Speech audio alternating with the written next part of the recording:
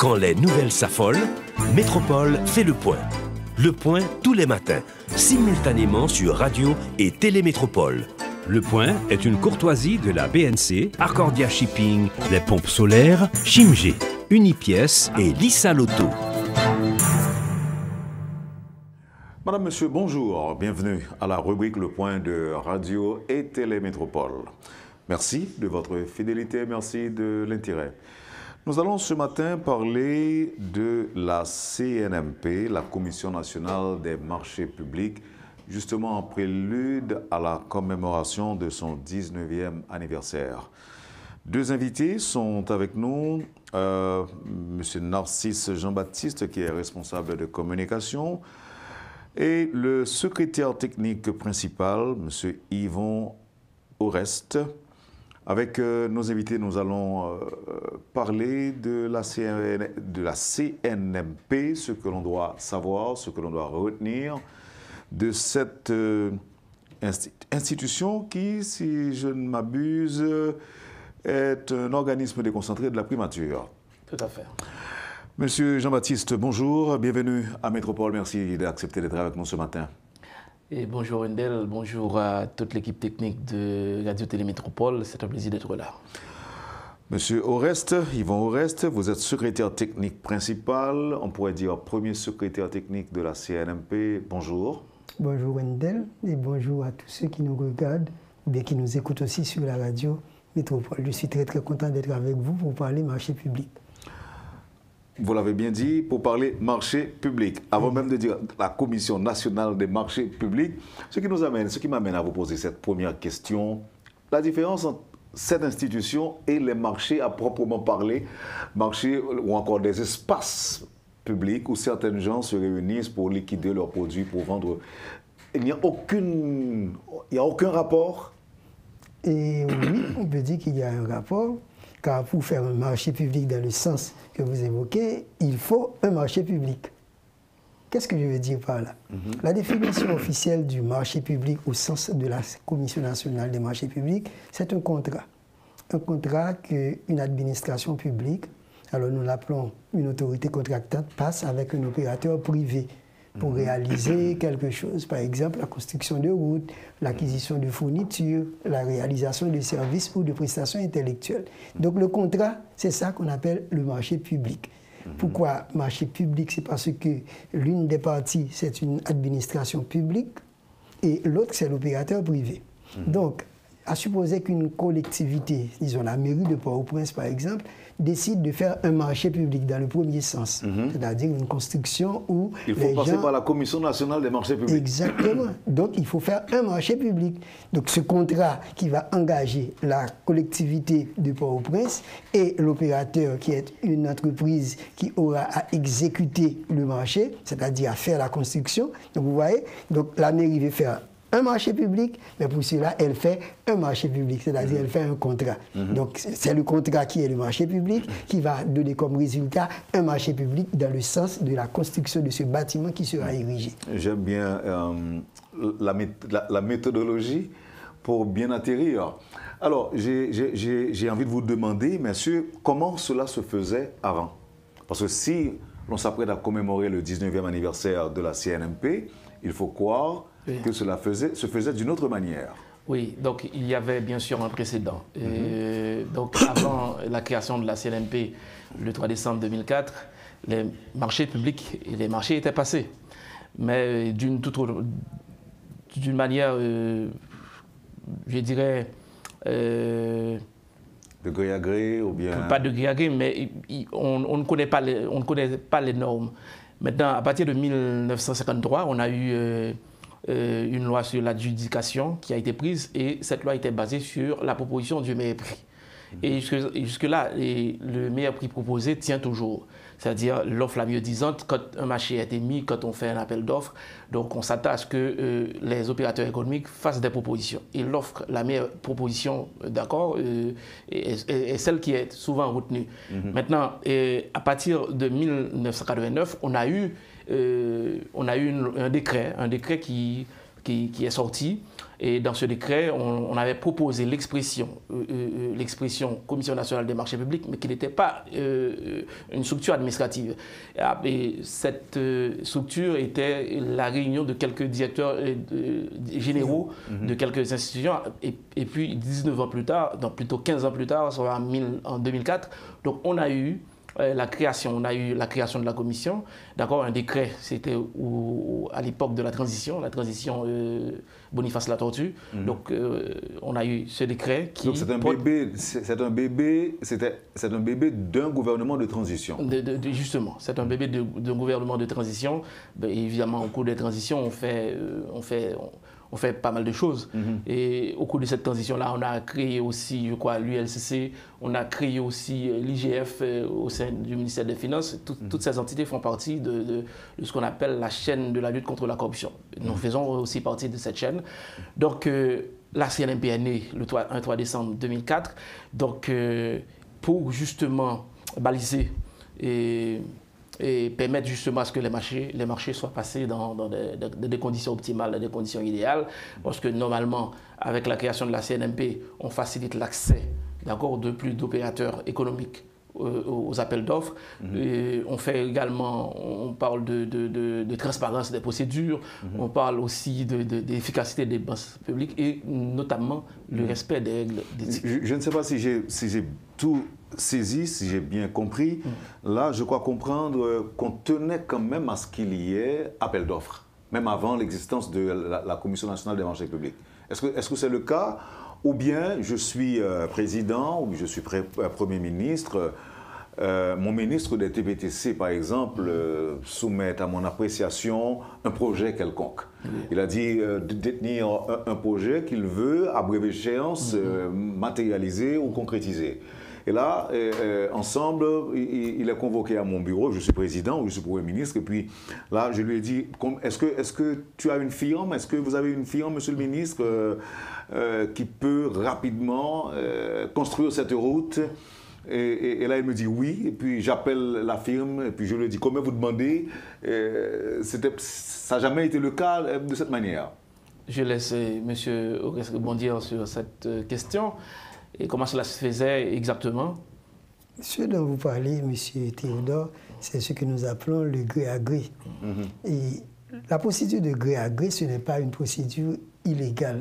Elle existe. Mais aujourd'hui, dans la loi du 10 juin 2009, la loi sur les marchés publics, il y a des balises qui sont mises. Il y a des conditions qui doivent être réunies pour que l'on procède par gré à gré ou bien par entente directe pour passer un marché. Mais la règle en passation de marché, c'est ce que nous appelons la mise en concurrence. C'est-à-dire, vous invitez plusieurs entreprises, et ceci, dépendamment... Bon, ça, je dirais que c'est le fondamental. Exactement. Mais avant le fondamental, par exemple, pour évoquer les balises, Monsieur Oreste, est-ce qu'il y a un montant, plafond qu'on ne doit pas dépasser? C'est à partir de ce montant-là que, par exemple, il y a des montants qui sont acceptables dans un marché, dans un contrat gré à gré. Je comprends très très bien la question. Vous me comprenez? Oui. Alors, avant la loi du 10 juin, tout à l'heure, Narcisse avait parlé du décret du 3 décembre 2004. D'ailleurs, c'est par ce décret, comme il l'a dit, que la CNMP a été créée. Et bien, avec ce décret, il y avait effectivement des montants pour lesquels on pouvait faire un marché de gré à gré. D'ailleurs, jusqu'à présent, il y a certains bailleurs, certains organismes qui gardent toujours la relation entre le montant et la procédure de gré à gré. C'est une autre façon pour dire que quand la dépense ou bien le montant n'est pas trop élevé, on peut faire par gré à gré. Cependant, la loi du 10 juin ne l'entend pas de cette oreille.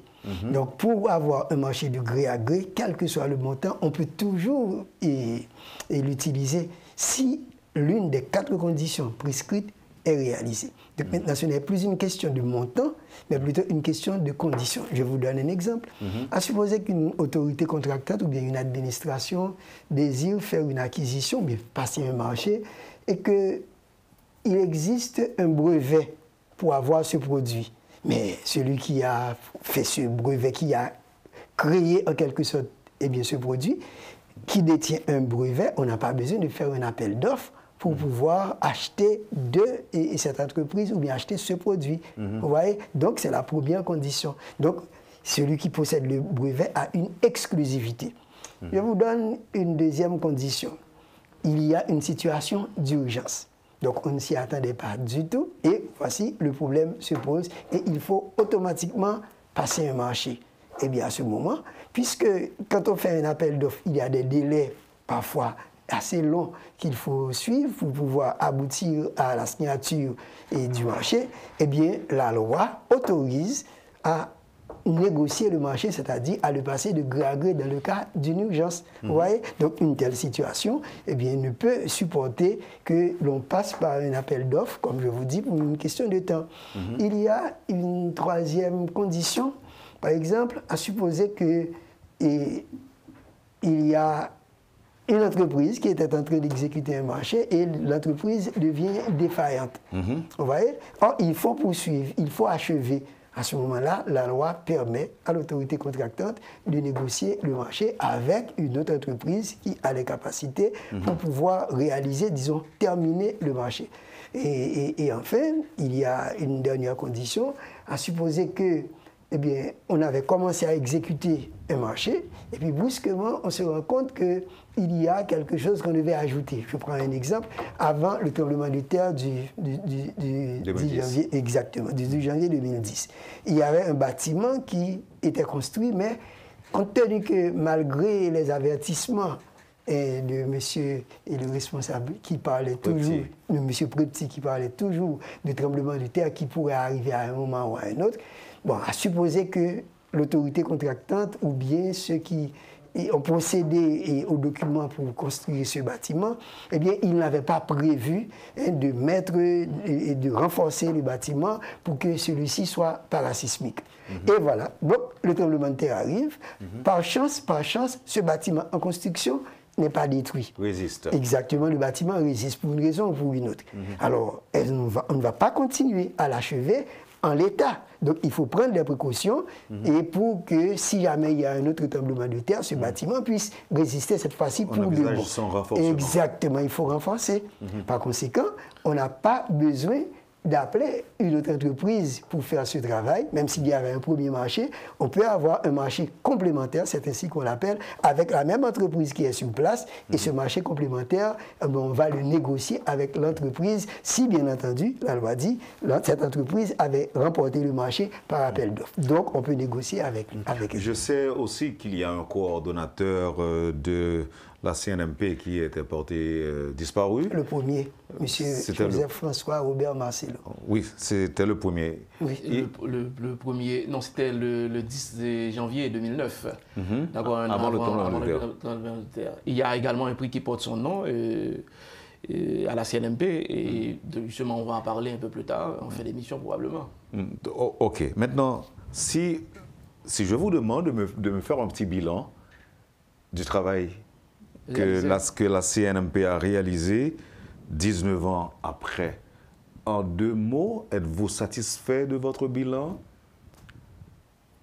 Et tout à l'heure, j'ai oublié d'ajouter qu'il y a eu, bien sûr, la loi du 10 juin 2009 qui a rapporté le décret portant création de la CNMP. Donc cette loi, justement, définit la mission et elle en fait l'entité de régulation et de contrôle des marchés publics. Donc, la mission consiste en 2 choses, régulation et contrôle. Maintenant, parlant de régulation, c'est quoi? C'est émettre des règles, des principes. Donc, il y a eu la loi et pour l'appliquer, il fallait justement des textes d'application. Et ces textes, on a élaboré, je crois, près d'une trentaine de textes réglementaires. On a sorti justement près d'une trentaine de textes réglementaires, des arrêtés. Et ces arrêtés d'application ont renforcé la CNMP en tant que telle. Vous ne trouvez pas que c'est peu pour un pays? Non, c'est beaucoup. C'est beaucoup. 19 ans. Je ne parle pour le bilan, donc on n'en est pas encore là, on ne peut pas s'arrêter à ça, donc il y a beaucoup plus. Maintenant, ce qu'on fait, il n'y a pas eu, par exemple, quand la CNMP est venue, c'est comme si on était pratiquement en terrain vierge. C'est-à-dire, on a créé des CMMP, des commissions ministériel de marché public. On a créé des CSMP, c'est-à-dire au niveau des organismes, des commissions spécialisées en marché public. On a organisé, réalisé des formations intensives, c'est-à-dire on est en train de constituer une masse critique d'acteurs dans le domaine. Ça n'a pas été le cas avant. D'accord? Je dirais même que les marchés étaient passés n'importe comment avant. D'accord? Maintenant, on est là pour réguler, on est là pour contrôler. Donc, je vous dis qu'on a sorti près d'une trentaine de textes d'application, si ce n'est pas davantage, et puis des circulaires par moment. Et il y a eu une fameuse circulaire qui fait que, justement, les autorités contractantes, je vais parler des ministères et des organismes, eh bien, maintenant, ils s'alignent, ils préparent leur plan de marché, d'accord? Il y a ce qu'on appelle des plans prévisionnels de marché et un plan consolidé. Donc, tout ça, c'est un cheminement, un long cheminement.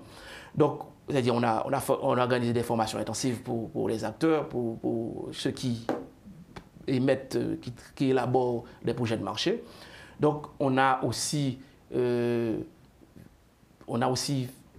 pas mal de choses comme, par exemple, faciliter le bon fonctionnement du système national de passation. Monsieur Orest peut me compléter en guise de bilan.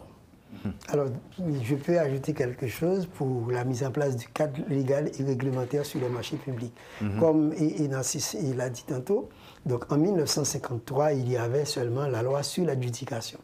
L'adjudication, c'est une procédure de passation de marché où on regarde seulement le prix. Donc, je propose 10 gouttes pour vendre mon bien. Vous-même, vous proposez 12 gouttes et quelqu'un vient avec 9 gouttes, pourvu que, eh bien, le bien que l'autorité contractante voulait acquérir, eh bien là, eh bien, automatiquement, on va conclure avec celui qui a proposé le moindre prix. C'est ça qu'on appelle une adjudication. Donc, on adjudique le marché et à celui qui a offert le prix le plus bas. Donc, il n'y avait pas d'autre procédure. Avec le décret de 2000 et disons de 89, qu'on appelle généralement le décret d'avril, il y a eu une autre avancée. Maintenant, d'autres procédures sont venues. Cependant, il n'y avait pas, comme l'a dit encore Narcisse, il n'y avait pas une structure organisationnelle pour passer les marchés. Donc, quand une autorité voulait faire un marché, on réunissait certains directeurs généraux et ce sont eux qui décidaient. Maintenant, avec la loi, avec le décret du 3 décembre 2009, eh bien, les choses ont commencé à changer. Non seulement ce décret a parlé de nouvelles procédures, mais ce décret a mis en place cette structure organisationnelle que nous appelons la Commission nationale des marchés publics, avec du personnel, etc. Et ce décret a créé du coup les commissions que Daniel vient de soulever, les commissions ministérielles, les commissions spécialisées des marchés publics. Maintenant, avec la loi du 10 juin 2009, cette loi qui est en vigueur, là, les choses ont vraiment beaucoup changé. Donc, il faut considérer les choses ont changé. Est-ce que les procédures ne rendent pas beaucoup plus compliquées la passation des marchés. La passation des marchés. Alors, beaucoup de personnes parlent ainsi, mais il faut dire que les marchés publics, c'est une spécialisation. Donc, il faut l'apprendre. Je me rappelle, ça fait quelques années, il y avait un Africain qui était venu à une activité organisée par la CLMP qui disait que les marchés publics, c'est une affaire de sachants. Et j'ai bien aimé cette expression, d'ailleurs je l'utilise souvent, pour dire que de même qu'un médecin, il a dû aller apprendre comment on procède, un ingénieur pareil, et bien les marchés publics, je ne dis pas que c'est un espace réservé et aux seuls initiés, cependant, il faut apprendre. Donc il y a les textes, il faut les connaître, il faut les maîtriser, etc. etc. Alors en matière de texte, donc je disais, aujourd'hui il y a la loi du 10 juin. Il y a également 2 décrets et 35 arrêtés d'application. Ça fait beaucoup quand même. Donc il faut savoir, alors pas tout ça dans la mémoire, mais les documents existent. Ce que j'ai là, c'est une compilation qui contient le cadre réglementaire. Il y a la loi du 10 juin, il y a les décrets et il y a ici quelques-unes, et disons, des productions qui ont été publiés sous forme d'arrêtés, par exemple l'arrêté sur le fonctionnement de la CNMP, l'arrêté sur le manuel de procédure, etc. Donc il y a tout ça dans ce document. Donc quand quelqu'un est dans les marchés publics, il doit savoir ce genre de choses afin de pouvoir prendre des décisions le plus vite possible. Donc c'est vrai c'est vrai, et ceux qui ne connaissent pas trop bien le secteur estiment que c'est compliqué. Je ne dirais pas non, mais je ne dirais pas et que la personne a totalement raison, car si la personne accepte d'apprendre, eh bien facilement, et elle peut devenir un spécialiste, pourquoi pas, dans les marchés publics. La CNMP est une structure déconcentrée de la primature. Vous diriez quoi, par exemple, à ceux qui pensent que c'est une entité, c'est une structure qui est dans les poches du Premier ministre pour exécuter ses projets, les projets de ses proches ou bien de ses amis? Gardez là où les réponses pour moi, vous me les communiquerez ou vous les partagerez avec le public après la pause. Ok, d'accord. Vous suivez, madame, monsieur, la rubrique Le Point de Radio et Télémétropole. Nous essayons autant que faire se peut de vous présenter ce matin la CNMP, la Commission nationale des marchés publics, 19 ans après. Je rappelle que l'on s'apprête justement à commémorer le 19e anniversaire de la CNMP. Voilà pourquoi nous accueillons ce matin sur le plateau le responsable de communication, M. Narcisse Jean-Baptiste, et le secrétaire technique principal, Yvon Oreste. A tout de suite, après la pause. Le Point est une courtoisie de la BNC, Arcordia Shipping, les pompes solaires, Chimgé, Unipièce et Lissa Loto. Bienvenue à la deuxième partie de la rubrique Le Point de Radio et Télémétropole. Nos invités sont Narcisse Jean-Baptiste et Yvon Oreste de la CNMP. Avant de poser une question que me déposez nous, lorsque nous présentons CNMP comme une structure déconcentrée de la primature, qui est différent, par exemple, des autres organismes déconcentrés qui existaient. Il y a des gens qui ont dit, ah, ça sont qui dans poche Premier ministre, là, ou même Premier ministre, yo. OK, pour nous clair, pour nous comprendre qu'il m'a parlé de Ariel Henry, qui est actuel Premier ministre. Donc, c'est comme si je dit, là, son bail qu'il a pour le Premier ministre, s'il y a un petit projet pali que le besoin exécuter, ou bien le besoin de faire proche d'exécuter. C'est ça, parce qu'il est en bas avant primature, il est en bas à celle primature. Donc, qui ça, tu me prends, et pas que je ne vais pas considérer réponse, non, mais réponse du sage s'impose mieux, n'est-ce pas, monsieur Oreste? Oui. Alors, c'est une question posée souvent. D'ailleurs, avant d'être secrétaire technique principal, j'étais responsable de formation.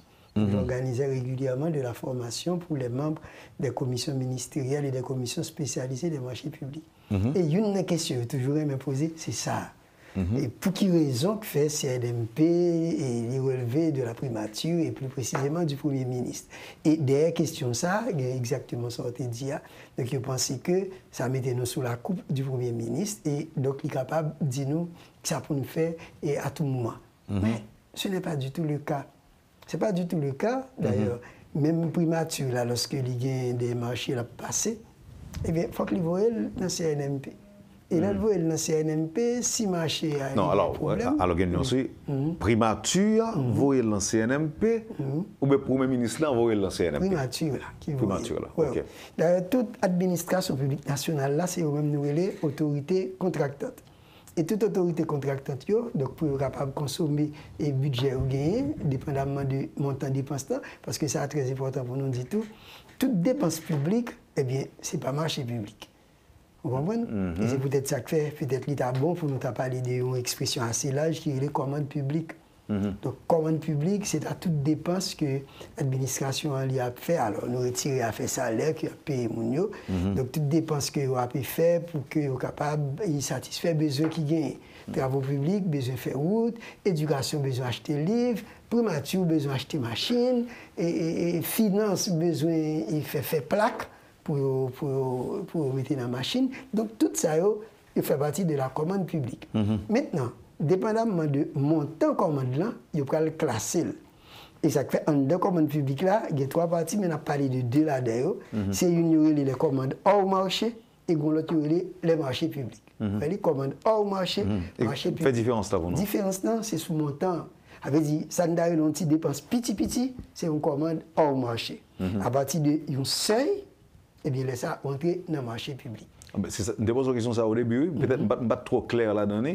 Donc, pour ça qui est hors marché, donc il est capable de passer facilement. Et bon, très bien, oui, c'est vous qui posez. Alors, quelle que soit dépense qu'a faite là, il te met une goutte, je dis bien, il te met une goutte rivée jusqu'à tout budget à net. C'est la mise en concurrence qui est la règle. Parce que pour acheter un bagage qui a coûté une goutte, bien qu'une goutte pas de valeur aujourd'hui, qui fait obliger faire obligé de négocier. Donc, on va dire que même pour un goutte là, capable de monde qui veut faire pour 50 comme exact, voilà. Donc, la mise en concurrence, il doit être faite. Naturellement, on ne peut pas respecter les règles pour faire marché public, mais mise en concurrence a déjà existé. Il y en a d'ailleurs, ça, et achat sous 7 mémoires aux factures. C'est ça, il y a encore 3 pour format. Donc, les dépenses sont petit qui partent au marché public pour acheter un téléphone non dans mon nom là, eh bien, alors elle me dit, peut-être pas ou même en tant qu'individu, mais il y a une administration, eh bien, il peut aller dans 3 magasins, eh bien, chaque magasin, là, on définit mais qui besoin, mais qui qualité téléphone il besoin, et puis après, sauf Mac là, papa le dit la donne, mais la baille capacité, tout ça, le besoin dans le téléphone. Il prend un pro format dans la boutique X, la prend un deuxième dans la boutique Y, la prend un troisième dans la boutique Z. Et puis après ça, elle va comparer qui ça 3 boutiques qui bail avant de décider. Et comment contourner si Mounsa les non confie l'autre comme on dit avec vendeur. Oui, ça qu'on arrive. Justement, ça fait nous dit, par exemple, les marchés publics prêtent le flanc à la corruption. C'est-à-dire, il y a un bon moyen de tourner que mon cap intervenu un marché à même capable de faire pour faire l'argent. Oui, donc à ce moment-là, comme il y a une question de traçabilité et que nous ne sommes pas les seuls dans la chaîne corruption, chaîne de la lutte contre la corruption, eh bien, il y a d'autres entités capables de rattraper si enquête a le fait. C'est ça. Et il y a une condition, il demandé pour que le marché soit capable de passer, c'est qu'il y a des principes et il y en a dedans, c'est l'éthique. Lorsqu'on est un monde qui est éthique, eh bien, et te mettre confiance quelle que soit la valeur, on va faire sans pas gagner aucun doute, tout le monde a besoin de gagner sous. Donc, bien entendu, on y a un monde qui dit, et si on n'a pas éthique, et c'est vrai, nous connaissons un peu de monde qui n'a pas éthique, et c'est peut-être ça que fait, la loi, il prévoit des sanctions qui sont capables d'appliquer sur les gens qui travaillent dans ce système et qui t'a révélé qu'il a fait des bagages qui ne sont pas bons. Vous comprenez? Alors, j'aime pour nous faire un petit bac tout petit, donc moi, les commandes hors marché, si elle ne peut pas intervenir sur eux, mais la Cour supérieure des comptes, eh bien, elle va le faire audit. Eh bien, il va le vérifier dans quelles conditions ça a été fait. Et s'il a vérifié que, eh bien, il y a une malversation, eh bien, le monde qui est responsable là, alors bien entendu, très souvent, c'est comme le ministre, non, le directeur général là, eh bien, s'il a besoin pour balayer et un quitus, eh bien, il n'est pas besoin, car si on a découvert que dans l'administration, et pendant que lui-même était responsable de quelque chose qui était passé mal, eh bien, ça, c'est un arrêt de débat côté va demander pour lui rembourser une série de dépenses qui n'est pas capable de bien justifier. Maintenant, lorsqu'il y a des zones hors marché, on vient entrer dans le marché public.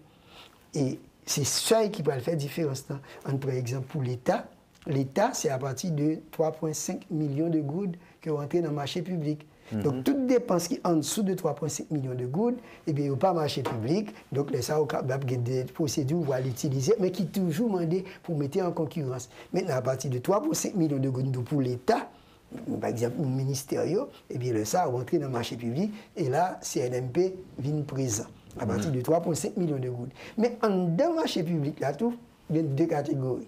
Il y a un marché qui est hors contrôle a priori de la CNMP et il y a une deuxième catégorie qui est le marché sous contrôle a priori de la CNMP. Et c'est encore la même logique là qui est entrée.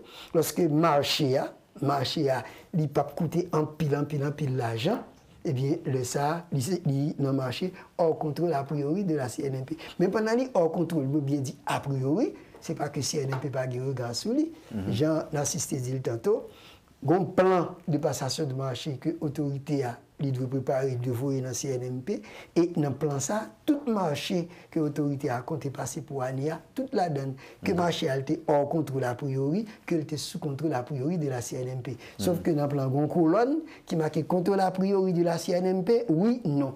Donc si c'est un petit marché, il y a coché, oui, si c'est un gros marché donc, qui doit venir une CNMP.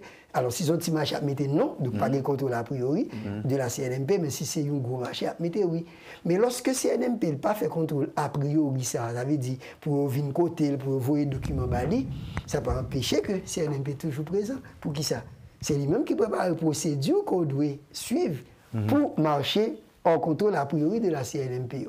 Et marché ça, pendant que CNMP ne peut pas faire contrôle a priori, il va faire un audit de procédure pour dire ouais, est-ce que la procédure a été respectée et si jamais ça t'arrive que CNMP auditeur a découvert que eh bien, ça peut passer, eh bien, il y a un rapport qui a flétri personne responsable marché et rapport ça après le ULCC et avec tout de suite que ça est capable de gagner. Donc CNMP toujours là dès qu'il s'agit de marché. Mais pour les marchés sous contrôle a priori de la CNMP, ça même ou pas capable de faire sans ou pas trouver avec CNMP pour vous demander l'avis conforme. Est-ce que le document ou tu es préparé s'il est correct? Mais est-ce que ça c'est théoriquement ou bien pratiquement? Non, c'est pas de la théorie. C'est pas de la théorie. C'est ce qu'on fait dans les pratiques. Oui. Dans les pratiques, ok. Maintenant, d'après nous, dis-moi, qu'est-ce que ça ne peut faire pour marquer l'activité? Bon, pour marquer 19 ans d'existence CNMP, nous, d'abord, on a célébré 19 ans d'existence nous, sous thème CNMP. 19 ans déjà, marchons main dans la main pour un système plus fort. Donc, son appel à tout citoyen haïtien, son appel à entités publiques, à toute administration, pour que justement nous fassions corps avec CNMP pour nous juguler les phénomènes de corruption dans le marché public. Donc, premièrement, on a gagné dans le cadre prix Joseph-François Robert Marcelo, nous avons remis prime lundi 4 décembre parce que fait la tombée un dimanche. Donc, on a fait lundi 4 décembre, on a célébré un grand peuple dans le local. Donc, on a récompensé lauréat concours de distillation qui était fait sous thème je ne m'appelle pas, mais oui. Donc, nous avons demandé aux étudiants pour réfléchir sur questions problématiques PME, je me rappelle maintenant, sur PME et implication dans la représentativité PME dans le marché public. Donc, parce que PME ont tendance, les petites et moyennes entreprises ont tendance pas tellement regroupées, pas trop intéressées aux appels d'offres. Donc, nous avons demandé aux étudiants pour réfléchir sur questions pour nous. Et nous avons reçu 37 textes de distillation et 10 textes, parce que le concours a deux phases, et tu gagné 10 textes, 10 étudiants qui sont venus pour soutenir l'idée que vous défendez dans le cadre de dissertation par eux. Donc ça c'est pris Joseph-François Robert Marcelo avec respectivement 150 000, 75 et 50 000 gourdes. Deuxièmement, on a récompensé une personnalité de la société civile qui a fait promotion marché public. Donc nous ne pouvons pas priver les noms là. Et puis on a gagné un CMMP et un CSMP que nous avons récompensé. CMMP c'est commission, c'est équipe qui est dans le ministère qui a géré le marché public. Il y a 16 sur 18. Donc, dans chaque ministère, il y a un CMMP, c'est-à-dire une commission, une équipe qui a géré les projets du marché public. Au niveau des organismes, tel le Conatel par exemple, ou bien ça roule en CSMP. Au niveau de la BRH, ou ça roule en CSMP. Donc, on a récompensé tout. Et puis, plus loin, on a récompensé les 4 meilleurs employés de l'année, c'est-à-dire dans le décret sur fonction publique, là, ils reconnaissent 4 catégories d'emploi public. Eh bien, on a récompensé les 4 catégories A, B, et C et D. Et enfin, on a gagné un quadrangulaire, un championnat que nous avons organisé. On a gagné une confrontation ça. Et vendredi, du 1er au 3 décembre, c'est-à-dire 1er décembre, oui, justement, après-midi, on a gagné un CNMP qui a joué avec le ministère des Finances. Et deuxièmement, même journée, après, on a gagné un Conatel qui a joué avec une autre entité qui c'est le Cour des comptes. Et puis 2 gagnants pour le faire final dans dimanche. Donc ça c'est aspect et il y a un sauvé et il y a un grand événement que nous mettons dans le cadre d'activité. Moi, nous avons l'activité pour nous faire demander, monsieur Oreste, où dans CNMP depuis combien de temps? Ça a quelques jours depuis 2008. Donc ça fait 15 ans depuis 3 janvier 2008. 3 janvier 2008. Oui, oui. Bon, ça veut dire que les bagages où vivent les temps forts de la CNMP, la disparition de Robert Marcelo, où tu es là, bon, pas avec les moments, mais où tu es déjà dans la CNMP, là, ça. Oui. Parce que je rentré en 2008, il s'est mort en 2009. Et de 2010, 12 janvier 2010, c'est même date. Et ça s'était disparaître là. Ça a été jour côté CNMP, était levé chagrin, parce que nous tout avons dit, je dis, ça fait 1 an, depuis Robert Marcelo. Et dans la soirée, donc il y a des milliers d'Haïtiens qui disparaissent. Mais attendez, non, pourquoi ça ne pas entendre comme dans d'autres cas, comme si, pas dire on levait de bouclier, mais institutionnellement, nous pas protester pour demander pour lumière faite sur la disparition Robert Marcelo. Pourquoi ça ne pas attendre ça?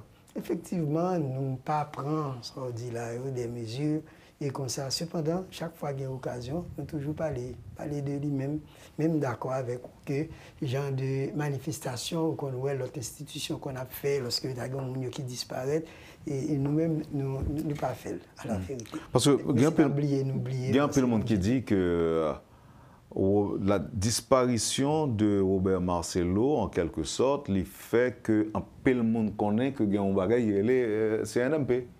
Justement.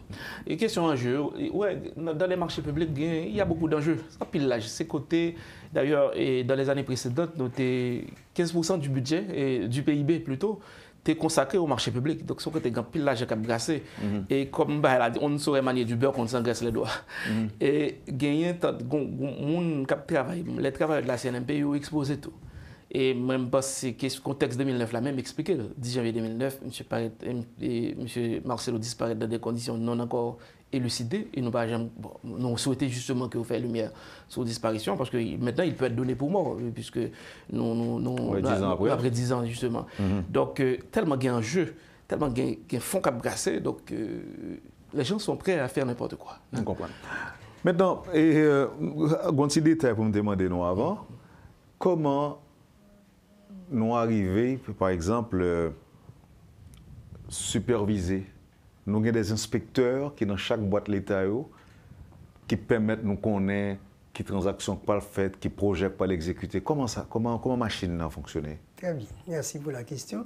En fait, nous avons des inspecteurs, j'en dis là. Cependant, dans chaque administration, il y a, assisté répété tout à l'heure, une commission ministérielle lorsque c'est un ministère, ou bien une commission spécialisée lorsque c'est pas un ministère.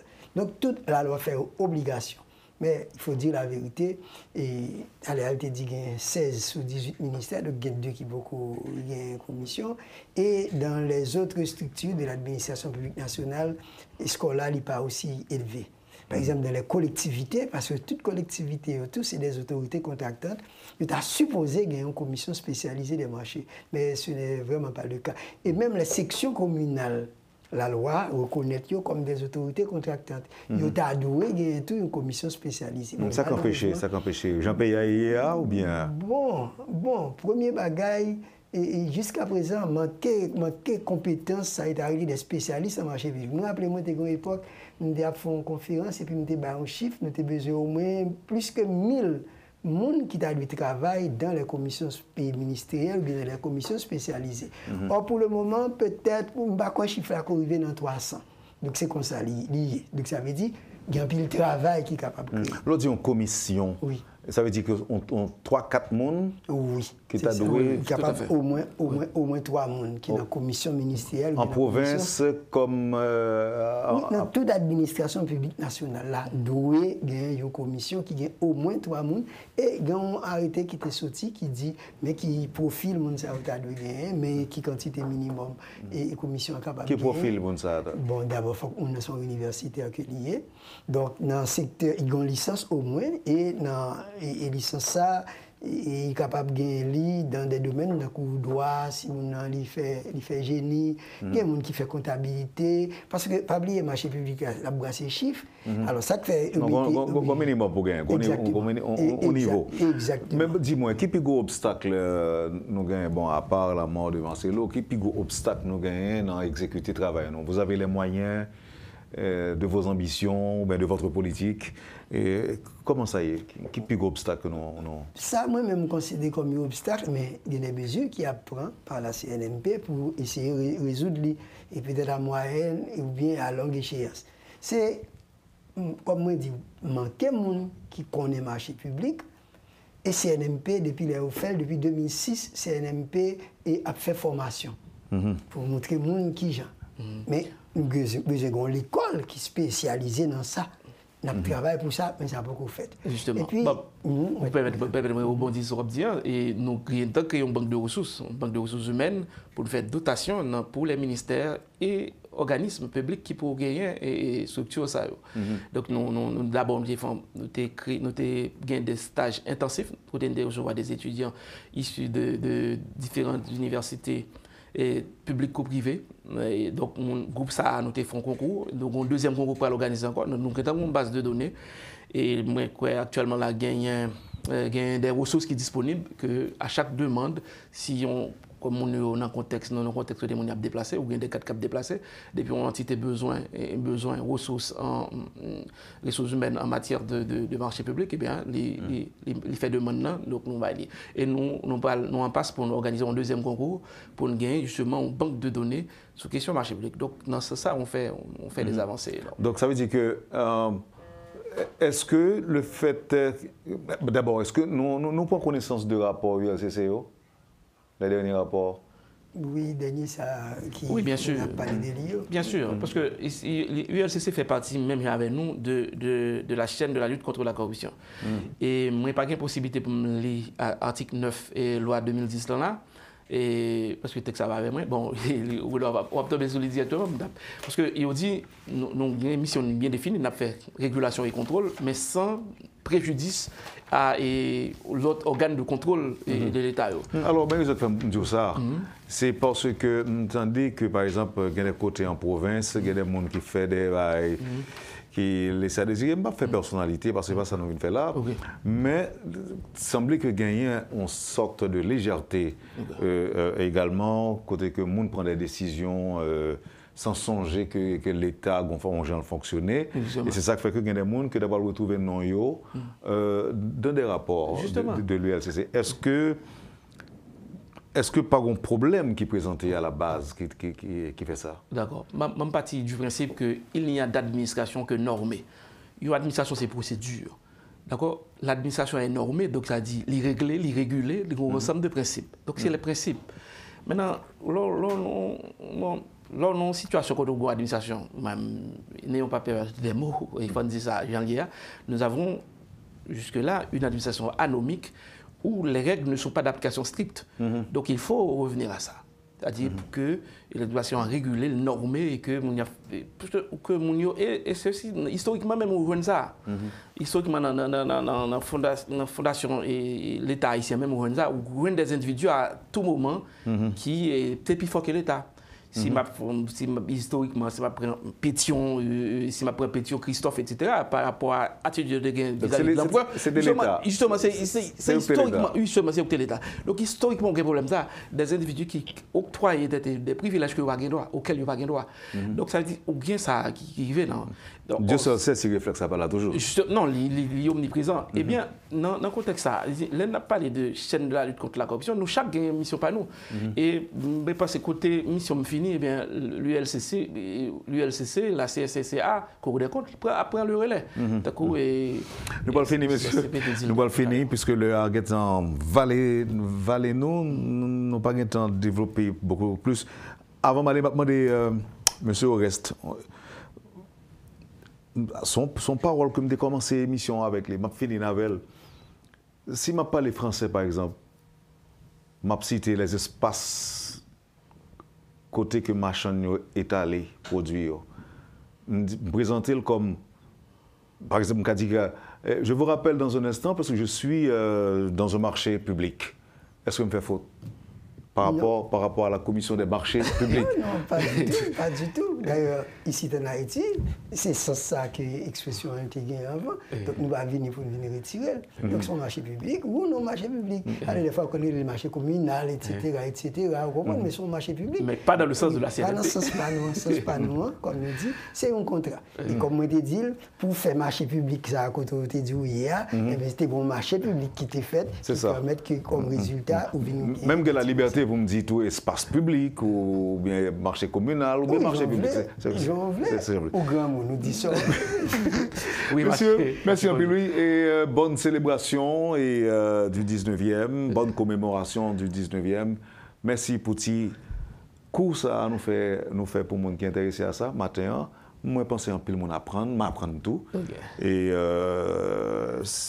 alors, nous toujours fait effort pour nous rendre quelques émissions didactiques. Côté que ces petits monde dans la caille, les étudiants, ils décident de suivre Métropole, au moins ils ont écrit quelques petits bagages que nous dit. Donc, c'était le cas aujourd'hui, si je ne me trompe pas, si je ne m'abuse. C'était le cas. C'était le cas. Odel, nous très reconnaissants vis-à-vis de vous-même, nous très reconnaissants vis-à-vis de RT, Radio Télémétropole pour accueil là. Et donc, nous avons d'autres opportunités. Peut-être mon 20e pour nous venir là, pour nous parler marché public, pour nous faire plus comprendre ce qu'on a fait dans le secteur. Et nous avons invité tout le monde qui est intéressé à aller sur le site CNMP. cnmp.gouv.ht. Et puis, il faut que nous donnions un cher marché public au bail dans la faculté. Il y a Inagé, c'est moi-même qui enseigne. Et alors, dans Inagé, il y a 2 groupes matin et soir. Je travaille le matin, il y a l'autre 4 qui travaillent à soir. La faculté de droit gagne tout, même en province, au Cap, au CAI gagne.